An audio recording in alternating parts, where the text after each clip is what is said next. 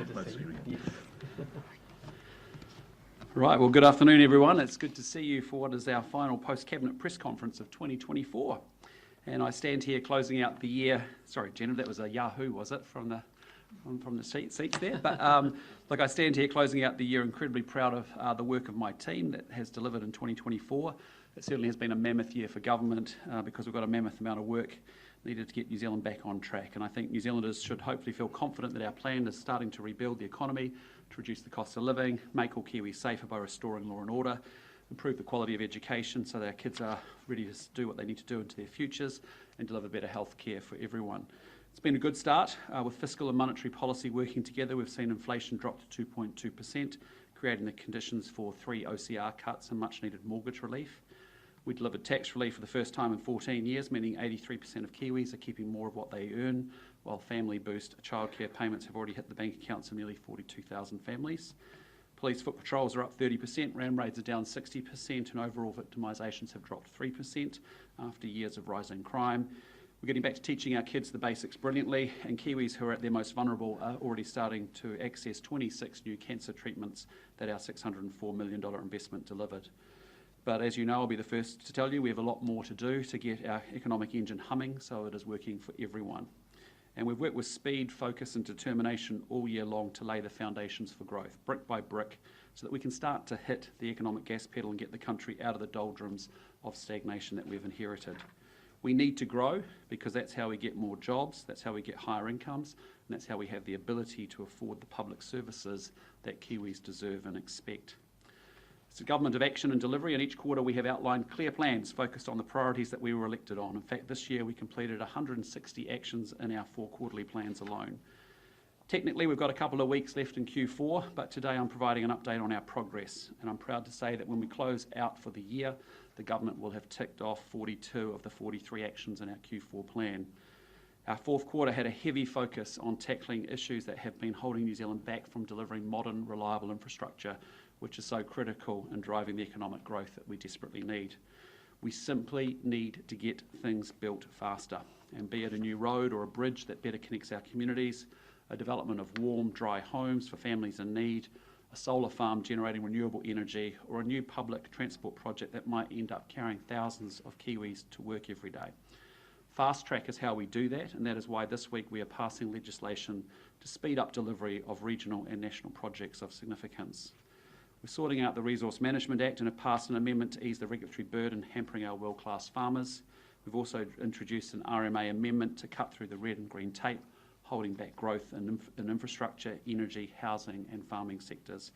And we've introduced legislation to make it easier to build offshore wind farms. And we've completed this work alongside a swathe of other actions to further our agenda of restoring law and order and delivering better public services. It has been a very full-on year and a very full end of year, and I just want to thank my colleagues for the hours that they've put in over the past week during urgency. Last week in the House we passed the Residential Tenancies Amendment Bill, Smoke-Free Environments and Regulated Products Amendment Bill, Sentencing Reinstating 3 Strikes Amendment Bill, and a Therapeutic Products Act Repeal Bill. Now today I'm joined by our hardworking Minister for Local Government, Simeon Brown, and councils, as you know, have generated headlines throughout the year. Rising rates in some areas more than others, have drawn the ire of many ratepayers, and just like central government, the spending decisions of local government are under increasing scrutiny. Our consistent position has been that councils should be focused on their core functions, delivering the basics that residents expect of them brilliantly and living within their means. And with that, I'll hand over to Simeon to give you some more information on what role the government will play in that. Thank you, Prime Minister. Across the country, ratepayers are facing the fastest increase to their rates demands in more than 20 years. It is clear that rates are out of control. These increases are unacceptable to ratepayers and unacceptable to the government. This government was elected to get the high cost of living under control, and we're getting on with that job. Inflation is down, mortgage rates are lower, providing relief for homeowners, and the government has delivered its promise of tax relief. But local government rate increases remain an issue. Today I'm pleased to announce that the government is undertaking reforms to help reduce the pressure on rates and get local government back on track. Cabinet has agreed to a package of local government reforms to rein in rates increases by focusing councils on delivering core services and essential infrastructure spending within their means and being subject to greater scrutiny.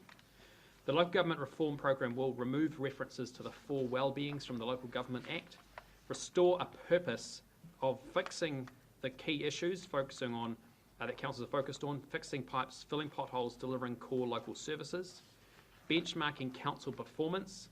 The Department of Internal Affairs will publish a yearly report on key financial and delivery outcomes, helping ratepayers hold councils accountable and compare their council with other councils. Modernise outdated rules, including removing requirements for newspaper notices to drive efficiency and cost savings in local government.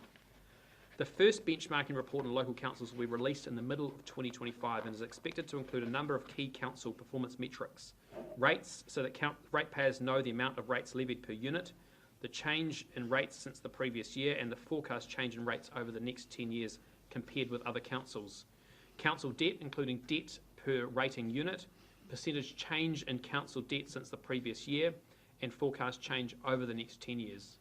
Capital expenditure, including a breakdown by activity class such as roading and water services. Balanced budget, to show whether a council is balancing its budget or borrowing to support expenditure. Road conditions, so that ratepayers can compare the state of their local roads with councils across the country. This report will be released ahead of the next local council election to give ratepayers and residents clear information about their council's financial performance prior to going to the polls in October 2025. Legislation will be amended to allow future benchmarking reports to include comparison of other things, including contractor and consultant expenditure and other key performance metrics. Cabinet will also consider additional measures next year, which will be included in legislation introduced mid-2025 and passed by the end of 2025. These will consider investigating rates pegging similar to the New South Wales model, reform of codes of conduct, reviewing audit requirements, and the establishment of a written question system to give councillors more access to information to be able to hold their councils and their leadership to account. Once these decisions have been made in the new year, we expect to introduce a bill to Parliament by the middle of 2025. In the meantime, we want to make it clear that our expectations of local government are the same that we have of ourselves, which is to get back to the basics and do them brilliantly. Thank you. Well, thank you, Simeon. Before we just open up for questions, in the House this week, we will actually pass the Fast Track Approvals Bill. We'll also send to Select Committee a range of bills completing the first readings, including the second phase of RMA reform, the Gene Technology Bill, the Local Government Water Services Bill, Offshore Renewable Energy Bill, and the Broadcasting Repeal of Advertising Restrictions Amendment Bill as well. On Wednesday morning, there will be an extended sitting for members' business, and in the afternoon, the House will adjourn for 2025. Just in closing, can I say to all of you, thank you for being here week in, week out. It's been a big year, and I just genuinely hope that each and every one of you get a break and a chance to refresh and recharge with your loved ones and come back ready for what will be another full-on 2025. And with that, happy to take your questions. Sorry, Jason. Jason and Jenna. Yep.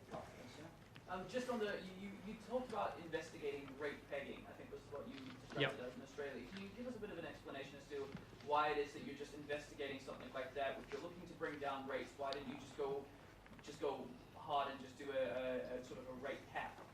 Yeah, so we're doing the work looking at overseas jurisdictions. This one is something we need to carefully work through in terms of the councils obviously have to work through the local government funding agency to be able to access financing.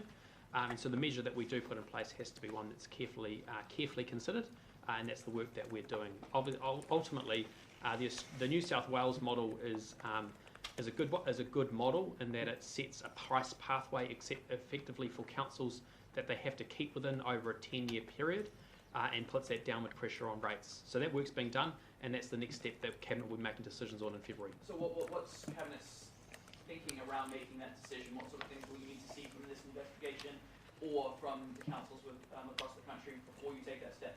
Well, effectively, the issue here is what parts of council this should potentially apply to, how it works in terms of the councils over in Australia to make sure that there are a range of circumstances where they may need to go outside of that. What's the exceptions process? So there's a bit of detail we just need to work through.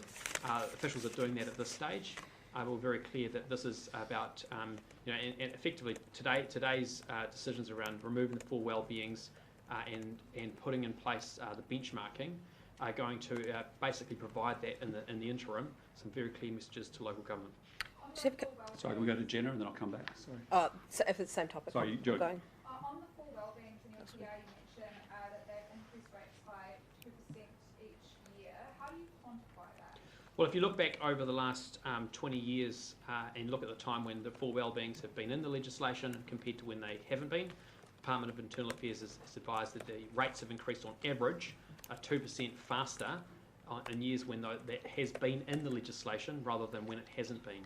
And so effectively what it sends is it widens the scope of what local government should be focused on around the social, economic, cultural well-beings, environmental well-beings, and effectively it increases the scope of what councils should be focused on rather than those core basics of fixing the roads, fixing the pipes, delivering local services effectively and efficiently, and it increases the scope, and therefore councillors vote to increase what their council is doing, which costs more money for ratepayers. I mean, should they not be focused on?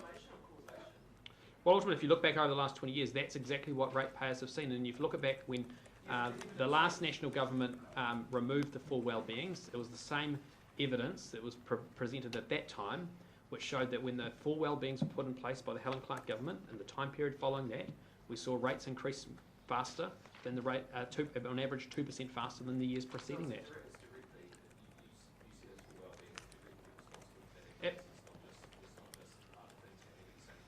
Well, if you look, it's a long period of time now, which we've had the full wellbeings in and the full wellbeings out, and so that provides a long period of time to be able to compare the data and actually assess that.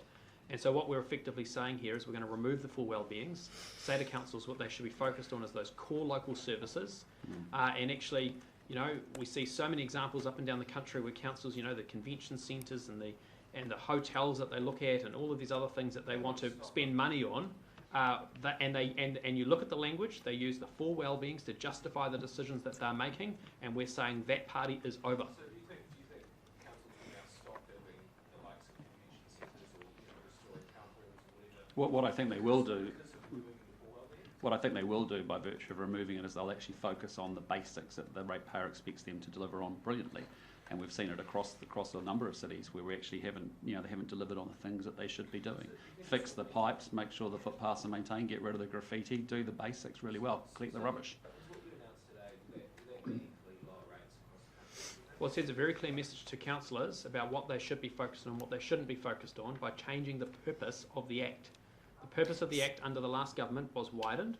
We are reducing the scope of what local government should be focused on, back to the basics, so that they can stop the wasteful expenditure that we've been seeing. Messaging about, you know, actual rules. Well, it's actually changing the law. It's changing the law as to what the mandate and what local government is meant to be focused on. And the reality is, if you look at all of this, many of the decisions being made and how the full wellbeings have been used to justify all sorts of expenditure, we're removing that from the legislation. The rates cap policy or rates peaking policy, I mean, you talked about it earlier in the year, the local government of New Zealand. Why isn't it not part of this package yet?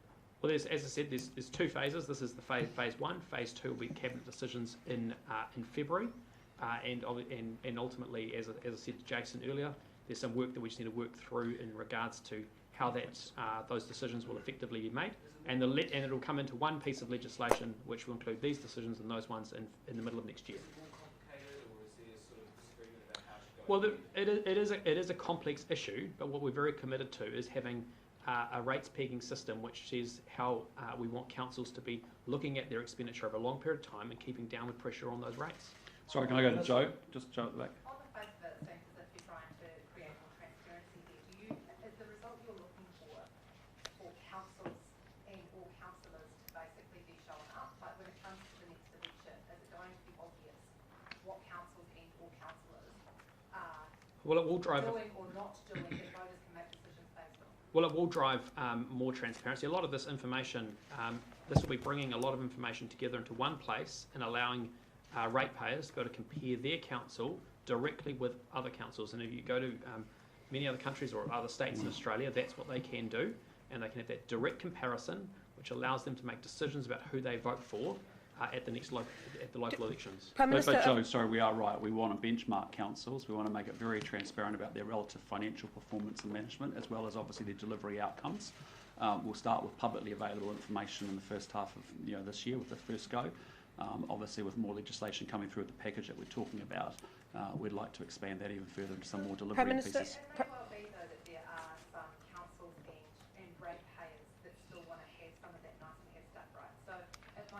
end up with some ratepayers saying, well, actually, I do want the upgrade of the town hall, I do want the convention centre or whatever, because they don't align with the direction of travel that the government is putting down? Do you expect some pushback around that?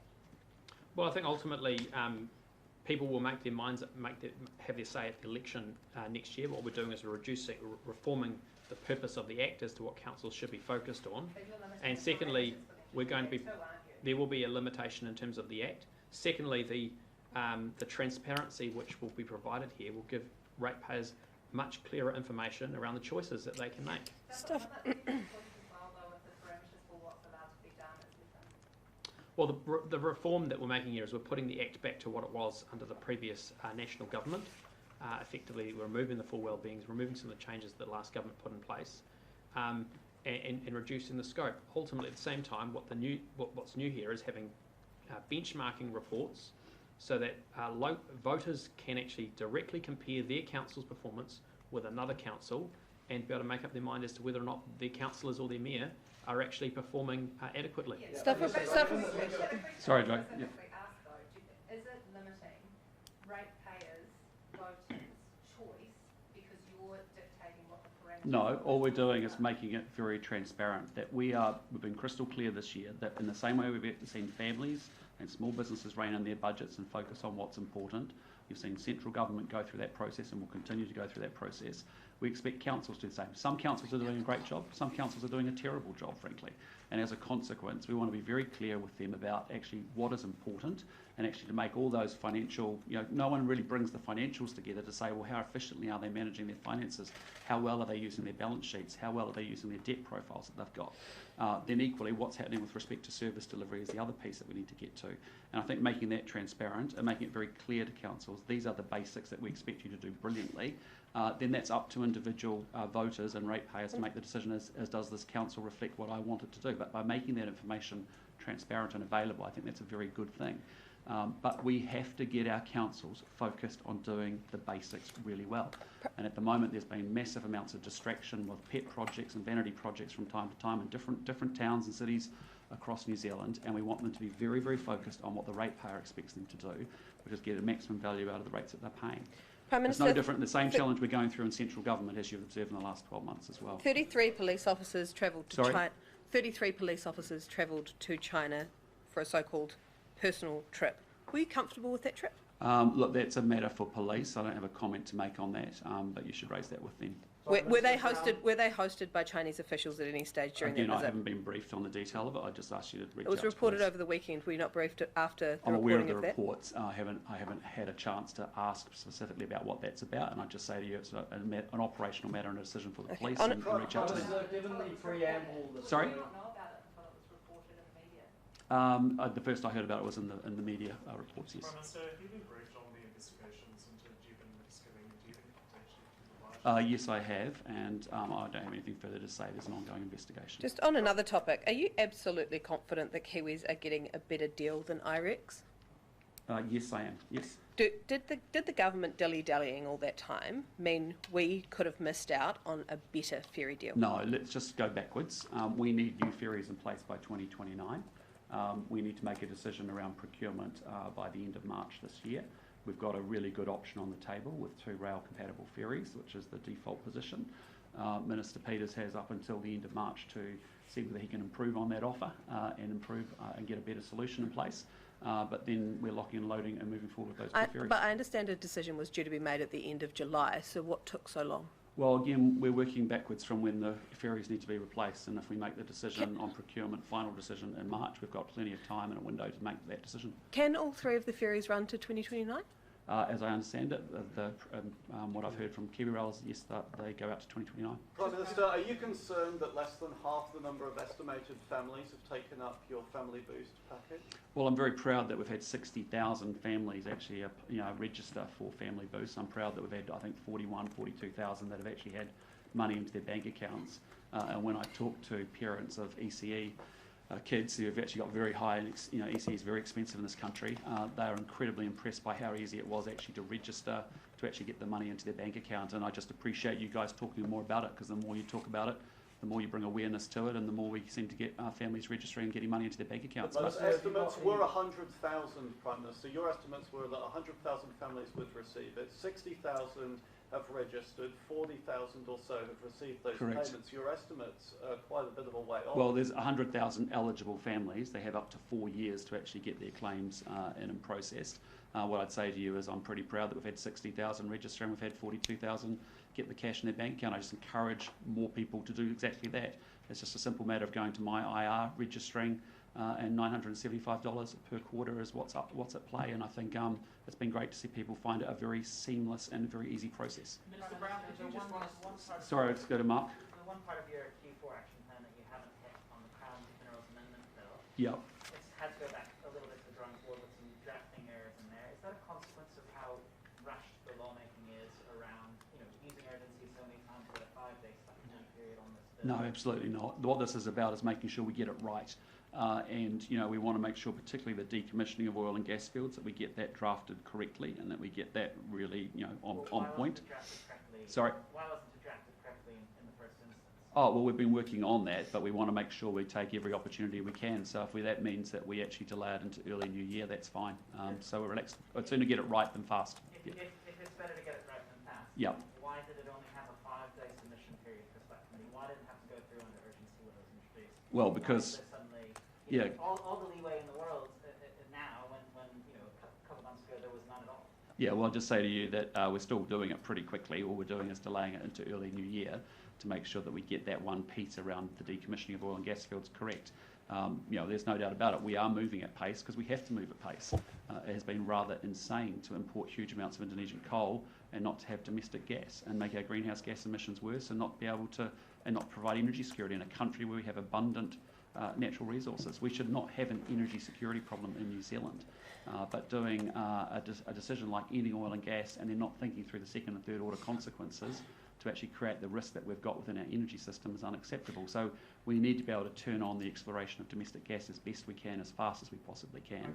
And we need that as a base load, as you know, while at the same time we also expand the renewable energy projects, including the 22 we've got on fast-track legislation. Are you confident you wouldn't have got these decommissioning bits right in the first instance had you given the drafting team longer to actually put this bill together? I'm very comfortable with the pace we're moving at. I think we've moved through very quickly, and I think that's a good thing. We need to move through fast. All we've got is one little piece, a wrinkle that we want to make sure we get that right. The decommissioning of oil and gas fields is kind of important, and we just want to make sure that we've really got that reflected in the right way in the legislation. So, frankly, to take another, get through Christmas, do it in the new year, pretty relaxed about that. MFAT has confirmed that the two men Sorry, Thomas?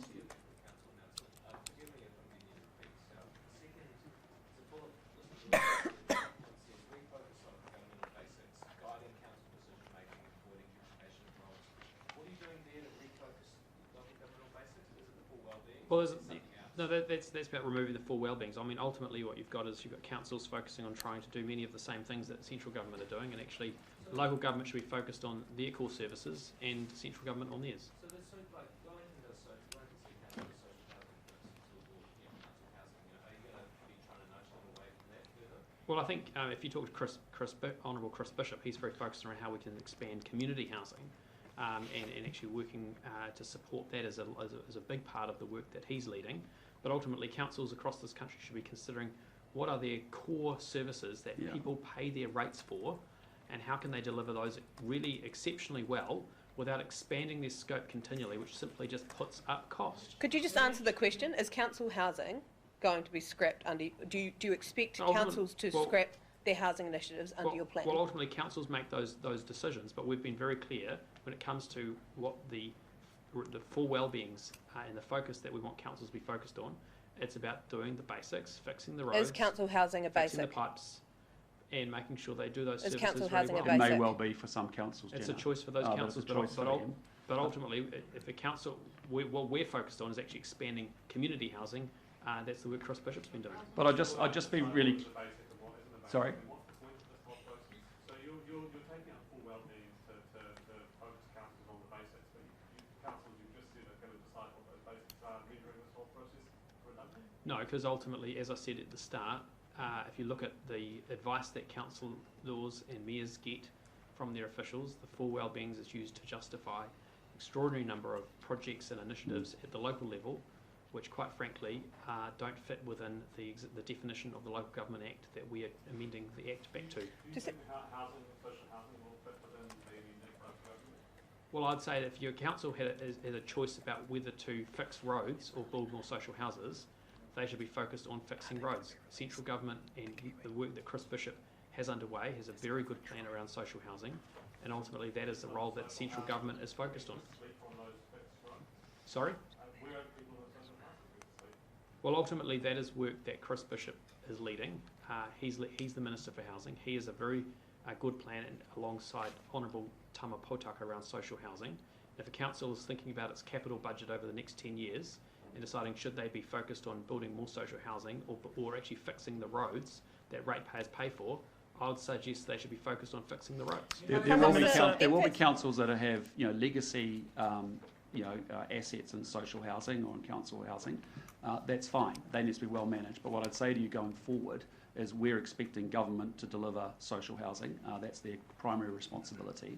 And again, as Simeon says, when you've got limited choices with budgets and what you're going to do with the money and the rates that you've been raised, that wouldn't be the obvious place to go out and expand your position. You'd actually want to make sure that's a task that central government should take responsibility for and do, make sure we're doing stuff about that. So I'm just being really, we're just trying to say, there'll be history where people have acquired legacy council housing. That's fine. It's got to be tidily managed. But going forward, you wouldn't want to be saying councils putting huge amounts of extra money into social housing when the government is working incredibly hard to make sure we get the State House wait list down and get social housing and community housing providers with capital to be able to do more investment in a proper way. Prime Minister, just looking ahead to Haifu tomorrow, are you expecting to see the government push out the surplus that is currently penciled in from the 2027 financial year? Are you expecting to see that pushed out? Well, what I'd say is that let's get Haifu out tomorrow and rather than be preempt today.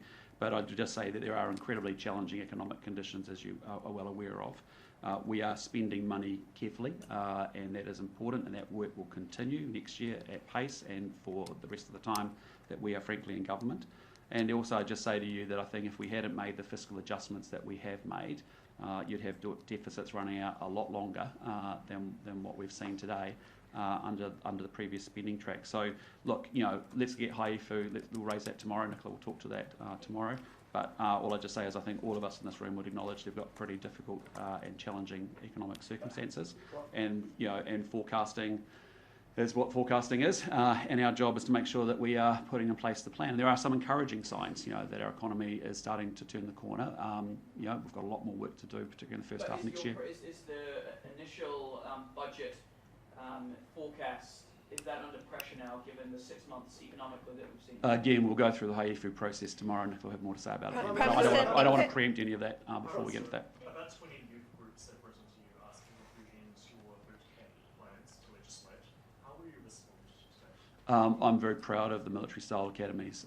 When I've been and visited, I've seen the social workers, the mentors that are involved in that program. Yes, as you know, we're giving young people a choice to say, do you want to turn your life around, do you want to change it? Here's some things in a stimulation and some mentoring that can help you do that. Equally, we've also got to make sure that our most toughest and serious, persistent offenders are taken out of the community so they get a chance to rehabilitate and to do something different. Some will choose that, some won't, but we all get choice in life, and we're providing them with a choice, and then it's up to them to decide whether they want to turn their lives and change it. There's been a significant amount of opposition to those boot camps, and we've seen a couple of them or 3 of them reoffend. Have you ever once reconsidered that? No. So there is a significant number of collective agreements and government agencies coming up for negotiation next year. Are you worried that you're going to give a bit of a hostile task with that? Given the last 12 months and what we've inherited, we know we've inherited a hell of a mess. So we just work our way through it day by day, week by week. Prime Minister. Sorry?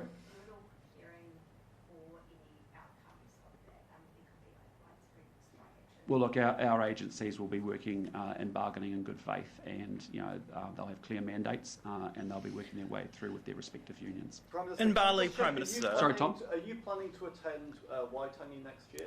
Look, I've had a number of invitations. I haven't yet made a decision. I think some of you I've articulated before that I've always thought, even when I was in opposition, that it would be good. I'd love to go around to where the sites where the treaty was signed all across New Zealand. I thought that was really good. I observed Bill English going to Ngāti Whātua, for example, and thought that was a really good example, but I haven't made a decision at this point. Are you too scared to go? Sorry? Are you too scared to go? No, not at all, no. But I just honestly believe that, I've had a number of iwi invite me to their Waitangi Day celebrations. I think there's real value in making I've always believed that if you went around, I'd love to go all the sites where it was actually signed, to be honest, over the course of Waitangi Day, and make sure it's a national day across the whole country. But again, no decisions made, Jenna, so please don't jump to any conclusions. What about Ratana Palm, Minister? Sorry? Just to follow on from that, if you decided to go down to the country somewhere else on February the 6th, would you still commit to going on the 5th for the political talks though in Waitangi? Again, I haven't honestly got to make a decision about any of the Waitangi time frame and schedule at this point in time. I was just foreshadowing that I've had a number of invitations and make a decision in due course. Sorry? Do you know whether you have or haven't been invited to the EWG's forum? There seems to be some discrepancy. As I understand it, I've been invited. I don't know where that question came from. I think it came out of one of you last week, and it was based off a previous conversation from August last year. Yep. MFAT has confirmed that the two men who indecently assaulted wait staff at the Wellington restaurant in March were members of the Vietnamese police force. For the last week, the Vietnamese ambassador in New Zealand has refused to answer questions on that from media. Do you think that's acceptable? Well, look, our expectation is that anyone visiting New Zealand behaves within our laws. The second thing I'd say very clearly is that police are actually working with their Vietnamese counterparts, and it is an operational matter for them to try and see whether there's a resolution that's possible. Do you believe the public, both here and in Vietnam, deserve to know if these two men are still working for the police force? Again, those are issues for police to work through with their counterparts, and I can tell you the police are taking it very seriously. As I said to you last week, there was actually police and a team from police, I think, with their Vietnamese authorities in Vietnam last week. So I would sooner they go through the investigation and the to see what resolution is possible with their authority counterparts. Should ambassadors be answerable to questions on this, though, if they're here? Yeah, I think they should. Yep. So the ambassadors should front up and answer some questions. In Bali, Prime Minister, there's a New Zealander who has maintained his innocence for 10 years. Given the release of the Bali 9 last week, is New Zealand working for his release? Well, again, what I'd say is that New Zealand has laws where it's not possible for someone imprisoned overseas to be imprisoned here in New Zealand. I know that we don't have any plans to change that long-standing approach. And New Zealanders, frankly, when they're travelling overseas, need to be fully compliant with the laws of the countries that they're in, in light of the conversation we just had. So, we're offering consular support to the individual concerned, and we'll continue to do so. Is it possible to have a one-off sort of agreement with that country around this one particular case? As I said, we'll offer consular support. But I think New Zealanders travelling overseas need to make sure that they're fully compliant with the laws of the country that they're travelling with, and we will. But the short answer is that we don't have a situation in New Zealand where we can accommodate people in our prisons if they've committed crimes from overseas. That's not how we roll. Sorry. The highest growth councils have the highest mental debt generally because they're paying for growth. So from the metrics that you're gathering for ratepayers, how are ratepayers to judge whether the debt that's being incurred is being incurred for growth or otherwise? Because it will be classified based on different activity classes, but also, as I point out, that is one metric. Ultimately, the LGFA has also agreed this year, with the support of the government, to support councils to be able to borrow more to invest in infrastructure, whether that's what we've done around local water done well or around high growth councils. So look, debt is a metric. But it's about what it's being spent on, and that's where that breakdown of what it's being spent on will be incredibly helpful. So just breakdown for ratepayers, whether this money is... Well, it's going into whether it's going to roads or it's going to water, whether that's going into building a nice big convention centre down the road. That's the type of breakdown it's going to include. Just to go back to Joe's earlier point. Well, it's a very good one, isn't it? But we've had councils in the past wanting to build hotels. That's not the core business that they're in. They're in the business of... Oh, look, I've seen the millions of dollars that Greater Wellington Regional Council like to spend on their bus stops with gardens on top. The list, there's plenty of examples. I think the Greater Wellington Leadership Group was looking at how they could improve healthy eating habits here in Wellington as well. I mean, this is sort of it makes a mockery of local councils when actually they should be focused on fixing the pipes. Sorry, I know for many of you might feel we're being a bit tough on the councils, but I'm just saying we're being very clear. We expect them to do the basics brilliantly and get back to the core job. Fix the water pipes in Wellington would be a good starting point. Make sure the roads and the footpaths are actually sealed properly. Make sure the rubbish gets collected. Get rid of the graffiti and clean the place up. Great.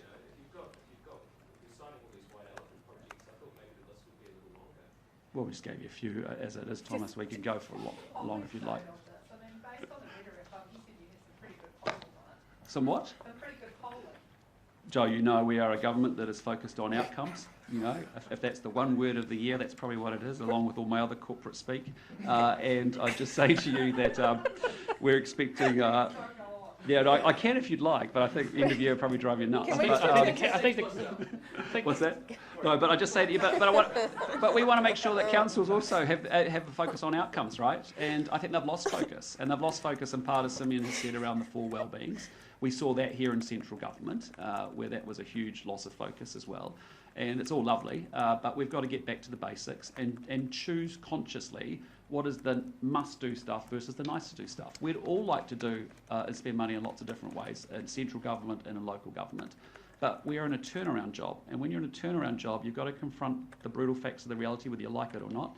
And the reality says, do the basics first, and then we'll worry about the other stuff later. Can I just quickly return to the... Sorry, mate, you have asked a question. Comment on the Wellington City Council's plans to stage a vote tomorrow on whether they are going to oppose the treaty principles bill? Well, I think, central government business and there's local government business, and many councils should be focused on maybe voting on how they can fix pipes would be my suggestion to them. Just back to the question about Waitangi and Joe's earlier point, are you ruling out going to Waitangi and then going on tour? As I said before, I haven't made any decisions. I'll announce that shortly. But all I was just foreshadowing is I've been invited by a number of iwi to Waitangi Day celebrations. But that's Waitangi Day. So what about the 5th? But in that period, I'll think that through shortly, and we'll have more to say about it. But I just was also signalling that I was also have historically said on the record that I would also think it's great to celebrate Waitangi across New Zealand, not just always in Waitangi, and that would be acceptable too. And what about will you attend Ratana? Sorry? Will you attend Ratana? Yes, that's I can commit to that today. Yep. Sorry, just on that question, can you just clarify, you said you've been invited by a number of iwi different celebrations around the country. Does that include to Waitangi grounds?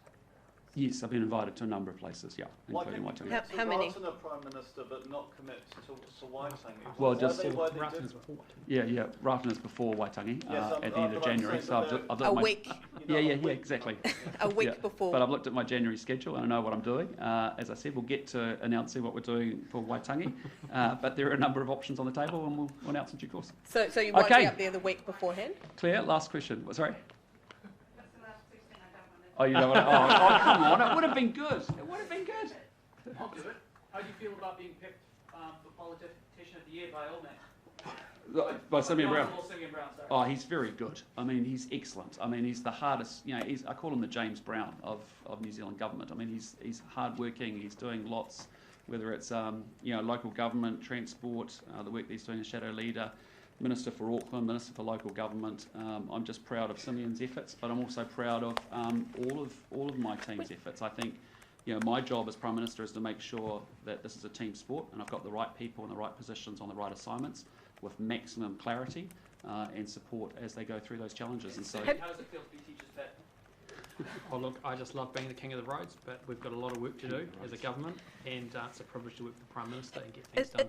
Good. Sorry, right. is security a factor in going to Waitangi? Have you been advised it's No, unsafe? no, that hasn't been a consideration at all. I'm just saying to you, I'm just being straight up to say, look, I've had a number of invitations, haven't had a conversation to work out what I'm actually going to do, but also I know historically I've said to you that I'm publicly open to actually going to other places other than Waitangi as well, because I think it's important to celebrate Waitangi Day across the whole of the country. Okay.